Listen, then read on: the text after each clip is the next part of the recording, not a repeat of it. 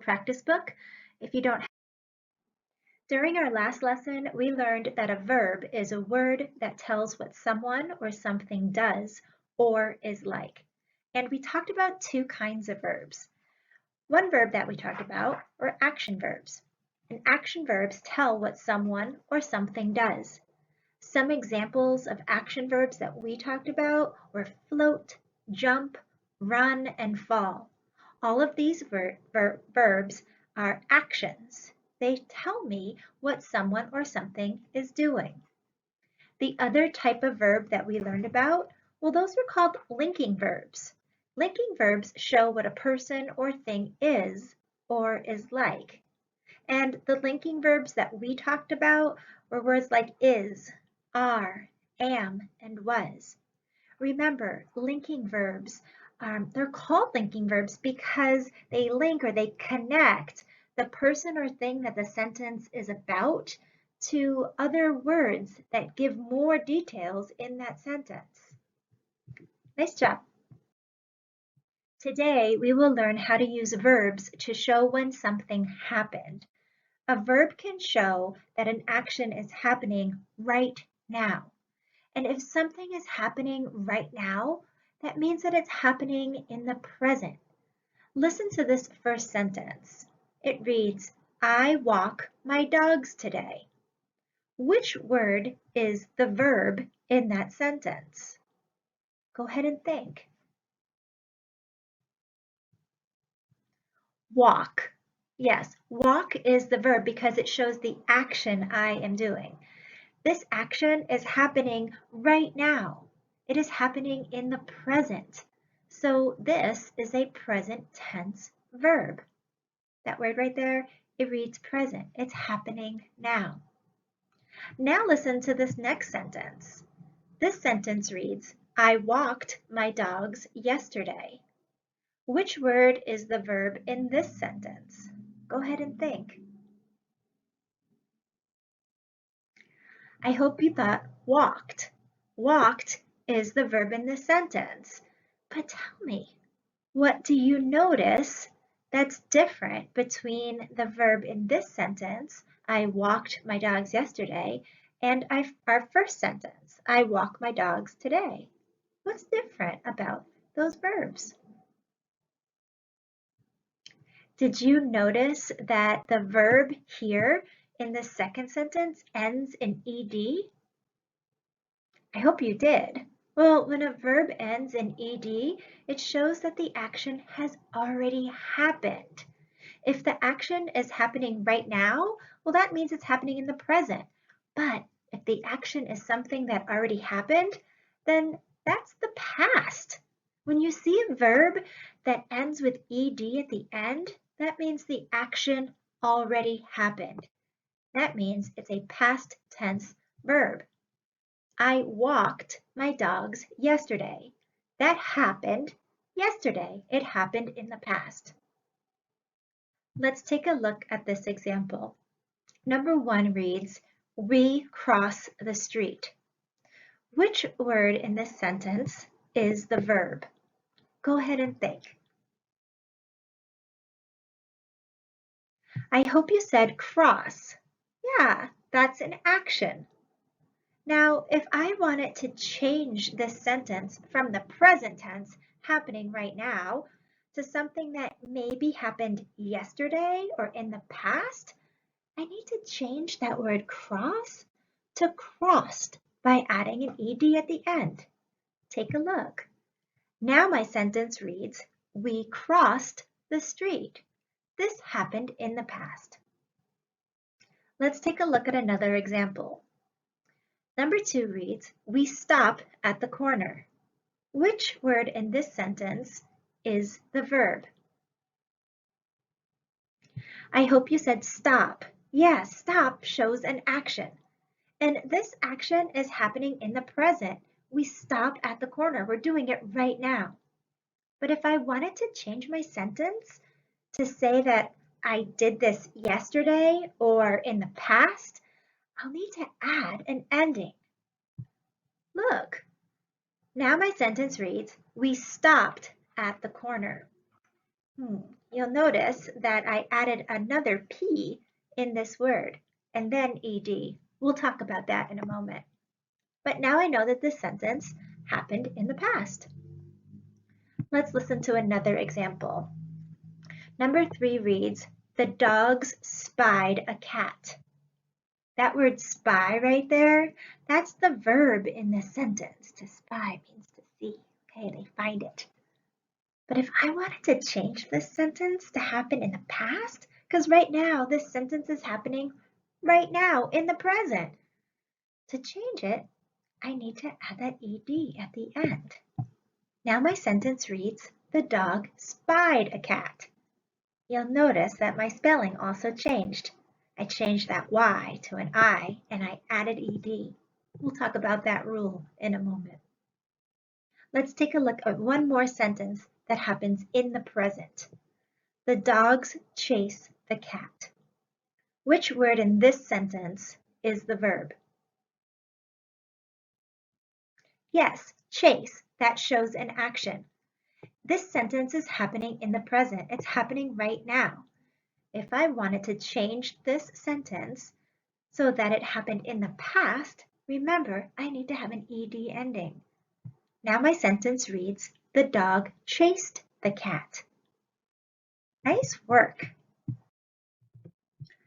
I mentioned in our previous slide that there are some spelling rules that we need to learn when we're changing present tense verbs to past tense verbs.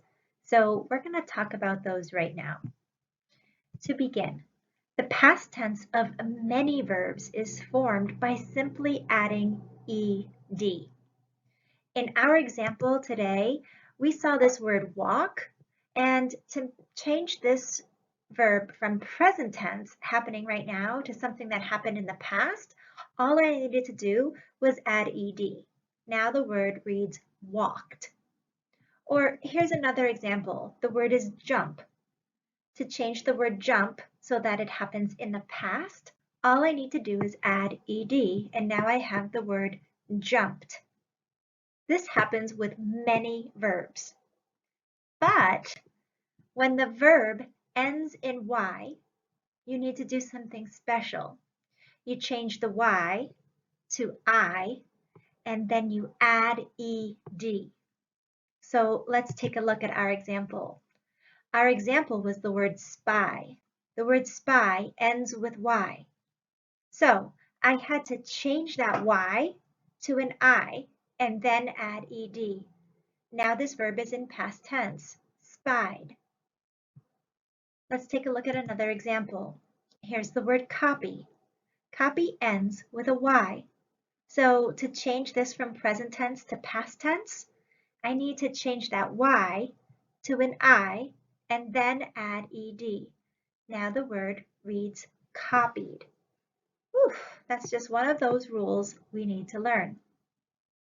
Let's take a look at another rule. If the verb ends with a short vowel sound and a single consonant, we double the consonant before adding ed. That sounds pretty confusing, so let's take a look at an example. In our example, this word stop has a short vowel, ah, and it ends with the consonant p. Because it has a short vowel and a consonant, I need to double this consonant and then add ed. To double means to make two. So here's my word stop. I doubled my consonant. Now I have two p's and I added ed. The past tense of stop is stopped. Here's another example. This word says pat, like I pat my head. This word pat has a short vowel sound, ah, and ends with a consonant t. Because of that, I need to double that t and then add ed. Here it is right here. Now my word reads patted. I patted my head yesterday. Okay, let's take a look at our last rule. When the verb ends with a silent e, we drop the e before adding ed. Let's take a look at our example. Our example was the word chase. This has a silent E. So what I need to do is I get rid of that E, I drop it, and then I add ed, and now I have the word chased. Let's take a look at our last example. This word reads hike. Hike ends with a silent E. So I need to drop that E before I add ed, and now my word reads hiked. Again, these are rules that we need to learn. And the more we think about them and use them in our writing and notice it in our reading, then we become a lot better at it. So let's continue to practice. Okay, now I need some help. Here are two verbs. Spot, happening right now. To spot something means to see it. And spotted, that happened in the past. I spotted something. Now listen to my sentence. Yesterday, my dogs blank a cat by a tree. Which one of these verbs makes most sense? Spot or spotted? Go ahead and think. I hope you said spotted because that happened in the past. And this word here, yesterday, is my clue that it happened in the past. Now my sentence reads this. Yesterday, my dogs spotted a cat by a tree. Now take a look at that verb. Spot has that short vowel sound, ah, and ends with a consonant T. So I needed to double the T and add ed to have my past tense verb spotted. Let's take a look at the next example. My verbs are raced and raced. Race and raced. Now listen to the sentence. Then the cat blank under the bush. Let's think. Which verb makes most sense? I hope you said raced because this still happened yesterday, right? Then the cat raced under the bush. This word race ends with a silent E, so I needed to get rid of that E before I added ed. Then the cat raced under the bush. That happened in the past. Let's take a look at our last example. I have the two verbs smell and smelled. And my sentence reads, right now my dogs blank a rabbit in the grass. Which verb makes the most sense? I hope you were thinking the verb smell. I have this clue right here, right now. That's happening in the present. Now my sentence reads this. Right now my dogs smell a rabbit in the grass. That was some really good practice. You're getting better already. That's the end of today's lesson. Really nice work. That was a lot of new learning. So today's assignment is to complete page 39 in your Being a Writer language skill practice book.